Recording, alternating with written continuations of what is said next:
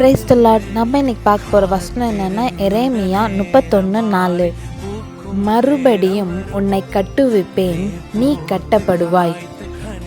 இந்த வசனம் என்ன சொல்லுதுன்னா, நம்ம நிறைய சுச்சுவேஷனில் உடஞ்சி போயிருப்போம், இல்லை ஒரு தப்பு செஞ்சுட்டு அதுலேருந்து எப்படி மீண்டு வர்றதுன்னு தெரியாமல் இருக்கும். அந்த மாதிரி சுச்சுவேஷன் எல்லாத்துலேயுமே நம்ம ஏசப்பா நம்ம கூடயே இருக்கார். நம்ம எத்தனை தடவை எப்படி உடஞ்சாலும் சரி நம்மளை கட்டுகிற தேவனாக இருக்கார். ஸோ நீங்கள் எவ்வளோ பெரிய தப்பு செஞ்சுருந்தாலும் பரவாயில்ல, தேவனாக கர்த்தர்கிட்ட மன்னிப்பு கேட்டு அவர் வழியில் நடக்கிற நம்ம யாரையுமே கைவிட மாட்டார். இந்த வசனத்தில் அவர் அதை உறுதியாக சொல்லியிருக்காரு, கட்டுவிப்பேன், நீ கட்டப்படுவாய்னு சொல்லியிருக்காரு.